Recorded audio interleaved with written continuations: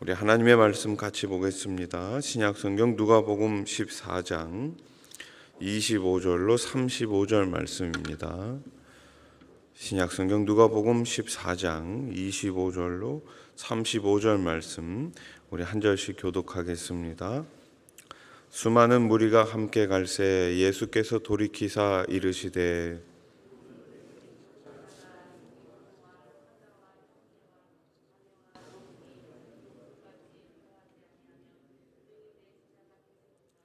누구든지 자기 십자가를 지고 나를 따르지 않는 자도 능히 내 제자가 되지 못하리라.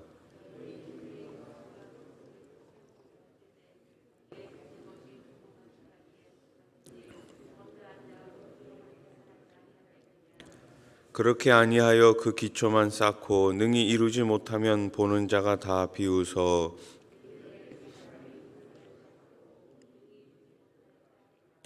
또 어떤 임금이 다른 임금과 싸우러 갈 때에 먼저 앉아 1만 명으로서 저 2만 명을 거느리고 오는 자를 대적할 수 있을까 헤아리지 아니하겠느냐.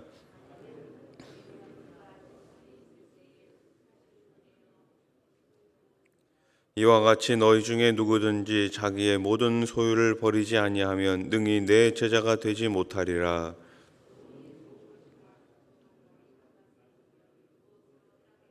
35절 말씀 같이 읽겠습니다. 땅에도 걸음에도 쓸데없어 내 버리느니라. 들을 귀가 있는 자는 들을지어다 하시니라. 아멘. 하나님 나라의 잔치에 참여하고자 하는 사람들이 예수님을 따르고 있었습니다. 그런데 그들은 각기 다양한 목적으로 예수님을 따르고 있었습니다. 단순한 호기심으로 온 이들도 있었고 나름 온전한 마음으로 예수님 옆에 있는 사람들도 있었습니다. 하지만 대부분의 사람은 예수님과 동행한다라는 것, 예수님을 따른다라는 것을 잘 모르고 있었습니다. 그래서 예수님은 그 의미를 이제 설명해 주십니다. 예수님은 당신을 따르는 사람들의 정체성에 대해 파격적인 기준을 제시하십니다. 그 기준이 무엇입니까? 바로 미움입니다. 26절 말씀을 다시 한번 보세요. 물은 내게 오는 자가 자기 부모와 처자와 형제와 자매와 더욱이 자기 목숨까지 미워하지 아니하면 능히 내 제자가 되지 못하고. 미워하지 아니하면 뭐가 되지 못한다고요? 내 제자가 되지 못한다고요. 자기 가족과 목숨까지 미워한다는 것은 그러면 무슨 의미일까요? 아마도 자기를 부인하는 삶일 거예요. 누가복음 9장 23절 말씀을 보십시오. 또 무리에게 이르시되 아무든지 나를 따라오려거든 자기를 부인하고 날마다 제 십자가를 지고 나를 따를 것이니라. 아멘. 아주 유명한 말씀이지요. 한번 따라 보십시오. 자기를 부인하고 날마다 제 십자가를 지고. 예수님을 따르는 자들의 모습인 것입니다. 우리의 모습이에요. 날마다 자기를 부인하고 제 십자가를 지고. 우리는 자신과 가족을 사랑하기에 예수님을 온전히 따르지 못합니다. 신경 써야 할 일, 해야 할 일들이 너무 많기 때문이죠. 쟁기를 잡고 계속 뒤를 돌아보면 어떻게 됩니까? 밭을 올바로 똑바로 갈 수가 없습니다. 밭을 똑바로 매지도 못하고 또 뒤로 돌아가지도 못합니다. 쟁기를 잡았다면 어떻게 해야 되나요? 앞만 보고 밭을 매야 하는 것이죠. 그러면 나의 삶을 풍성히 채우겠다고 약속하신 주님이 우리의 삶과 가정을 채우시게 될 것입니다. 마태복음 6장 33절 말씀, 그런즉 너희는 먼저 그의 나라와 그의 의를 구하라. 그리하면 이 모든 것을 너희에게 더하시리라. 아멘.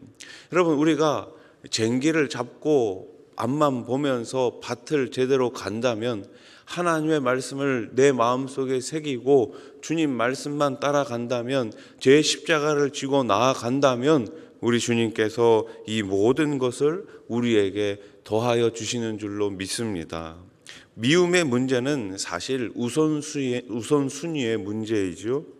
누군가는 예수님도 사랑하고 가족과 나 자신도 사랑할 수 있지 않을까 생각합니다. 목사님, 예수님도 사랑하고 우리 가족도 사랑하고 이 세상도 사랑할 수 있는 것 아닙니까? 그러나 예수님을 사랑하는 것과 나를 사랑하는 것을 놓고 갈등하게 될 때 인간은 나를 선택합니다. 우리 안에는 나를 사랑하게 만드는 죄, 교만, 이기심 그리고 탐욕이 가득하기 때문이지요.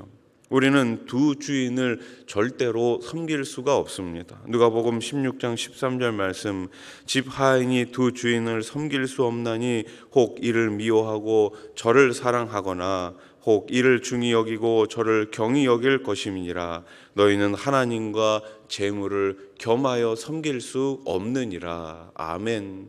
하나님과 재물을 겸하여 섬길 수 없는 것이 바로 인간인 것이에요.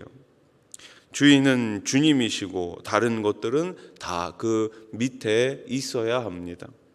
권곤일척이라는 사자성어가 있죠. 무슨 뜻입니까? 흥패와 흥망을 걸고 마지막으로 결행하는 단판 승부입니다.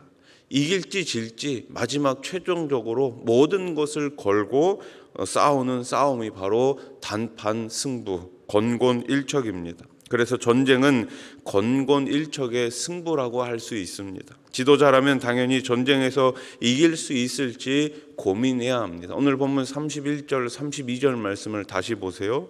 또 어떤 임금이 다른 임금과 싸우러 갈 때에 먼저 앉아 1만 명으로서 저 2만 명을 거느리고 오는 자를 대적할 수 있을까 헤아리지 아니하겠느냐. 만일 못할 터이면 그가 아직 멀리 있을 때에 사신을 보내어 뭘 청하라고요? 화친을 청해라. 1만 명으로 우리 군이 1만 명이에요. 근데 적군이 2만 명이에요. 가만히 보니까 이길 수 없는 싸움이에요. 그러면 어떻게 하라는 거예요? 화친을 청하라는 거예요. 이 싸움을 피하라고 이야기합니다. 이길 수 있다는 확신도 없는데 섣불리 전쟁을 벌였다가는 끔찍한 결과를 맞이할 수 있기 때문입니다. 예수님의 제자가 되려는 자는 예수님을 따르기 위해 치러야 할 대가를 철저히 헤아려 봐야 한다라는 것이죠. 그 대가를 치를 준비가 되었는지를 돌아보아야 한다라는 것입니다. 무턱대고 그냥 예수님을 따라가면 망할 수밖에 없는 거예요. 준비가 되지 않은 상태로 섣불리 나섰다가는 도중에 예수님을 떠난 자들과 같이 된다라는 말씀입니다. 참된 제자는 하나님 나라를 얻기 위해 자신의 소유를 버릴 각오를 하고 따라가야 하는 거예요. 내 생명까지도 하나님 것이라고 생각하면서 하나님이 나의 주인이라고 생각하면서 예수님을 따라가야지만 참된 제자의 길을 갈 수 있다라는 것입니다. 33절 말씀을 보십시오. 이와 같이 너희 중에 누구든지 자기의 모든 소유를 버리지 아니하면 능히 내 제자가 되지 못하리라. 아멘. 내 소유를 버리지 않으면, 내 소유 모든 것이 하나님의 것이라고 인정하지 않으면 주님의 제자가 될 수 없다라는 것입니다. 마치 세상에 한 발, 교회에 한 발, 주님께 한 발 이렇게 양다리 걸친 것처럼 생활하면서 늘 자괴감에 빠질 수밖에 없다라는 것이죠. 예수님을 따르는 온전한 제자는 어떤 모습일까요? 예수님은 소금이 짠맛을 내야 하듯이 제자에게는 자기 부인이 있어야 한다라고 말씀하십니다. 소금이 짠맛을 잃어버리면 그저 쓰레기일 뿐이죠. 아무짝에 쓸모가 없습니다. 마찬가지로 자기 부인이 없다면 명목상 제자에 불과한 것입니다. 예수님은 이 땅에서 이런 불신자들과 지독하게 갈등을 하셨습니다. 우리에게는 그래서 자기 부인이 필요합니다. 하나님, 저는 아무것도 아닙니다. 나는 아무것도 아닙니다.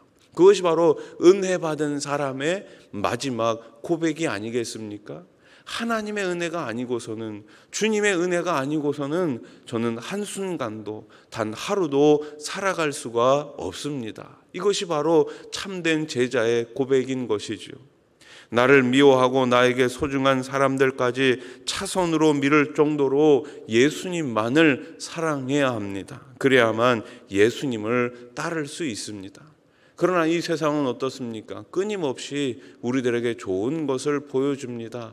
좋은 것을 가져다 줍니다. 예수님보다, 말씀보다, 교회보다 더 사랑할 수 있는 것들을 우리들에게 보여주고 우리들에게 제공하고 그런 것들을 따라가라고 끊임없이 유혹하죠. 예수님의 제자가 된다는 것은 미워하고 버리고 죽는 것입니다. 다시요. 예수님의 제자가 된다라는 것은 미워하고 버리고 죽는 거예요. 아름다우신 하나님을 사랑하기에 비천한 나의 옛 사람을 미워해야 합니다. 영광스러운 하나님 나라를 소유하기에 덧없는 세상을 버려야 하는 것입니다. 주님과 더불어 누릴 영생을 소망하기에 안개와 같은 육신의 생명에 연연하지 않아야 합니다. 이를 위해 예수님은 사랑의 마음으로 기꺼이 먼저 미워하시고 버리시고 죽으셨습니다. 이 역설의 진리는 제자가 따를 생명의 길입니다. 예수님을 붙잡으면 영원한 생명이 있습니다. 그러나 어설프게 예수님을 붙잡는다면 영원한 생명은 결코 우리들의 것이 될 수가 없습니다. 예수님을 확실히 붙잡으시기 바랍니다. 그분의 십자가를 완전히 따라가시기 바랍니다. 그것이 바로 저와 여러분들이 영원히 사는 삶인 거예요. 말씀을 정리하겠습니다. 예수님을 따르겠다는 선택은 어떤 면에서는 쉬울 수 있습니다. 예수님만 따르면 되니까. 그런데 그 여정은 그리 만만하지가 않습니다. 아주 어렵습니다. 어떻게 보면 매우 혹독하지요. 예수님을 가장 사랑하는 자가 아니면 결코 버틸 수 없습니다. 적당히 사랑해서는 이 길을 갈 수가 없어요. 완전히 사랑해야지만 갈 수가 있는 것입니다. 예수님을 따르려면 예수님을 가장 사랑해야 합니다. 예수님을 따르려면 그분의 말씀을 가장 사랑해야 합니다. 예수님만을 사랑하시고 예수님을 가장 사랑하시고 주님이 주신 말씀을 가장 사랑할 수 있는 저와 여러분들이 될 수 있기를 주님의 이름으로 간절히 축원합니다. 축원합니다. 기도드리겠습니다. 하나님 아버지, 주님만을 사랑하기를 원합니다. 주님 말씀만을 사랑하기를 원합니다. 이 세상에 눈을 감고 이 세상의 소리에 귀를 닫을 수 있는 주님의 참된 제자가 되게 해 주시옵소서. 미워하고 버리고 죽는 삶을 살아갈 수 있는 우리의 매일매일이 되게 해 주시옵소서. 우리 수원아산교회가 그런 주님의 부르심을 받은 공동체로서 주님께서 주신 사명을 잘 감당해 나갈 수 있기를 소원합니다. 땅끝까지 이르러 내 증인이 되라. 이 말씀 우리가 늘 순종하며 주님 주신 사명을 잘 감당해 나갈 수 있는 우리 수원아산교회 공동체가 되게 해 주시옵소서. 모이는 교회, 흩어지는 공동체, 주님께 모든 것을 맡기고 온전히 주님만 따르는 참된 제자들의 공동체, 우리 교회가 되게 해 주시옵소서. 이번 주에 또 1청년부 수련회가 시작을 합니다. 하나님께서 우리 청년들을 기억해 주시옵소서. 청년의 때에 하나님을 만나게 하시고 청년의 때에 오직 주님께만 모든 것을 맡길 수 있는 우리 아름다운 청년들이 되게 해 주시옵소서. 그들의 삶을 기억해 주시고 직장과 또 결혼을 앞둔 우리 청년들 모든 삶 가운데 우리 주님 늘 통행하여 주시어서 청년 때부터 참으로 주님 앞에 귀하게 신실하게 쓰임받을 수 있는 우리 청년부가 되게 해 주시옵소서. 하나님 아버지, 병상에 계신 분들이 있습니다.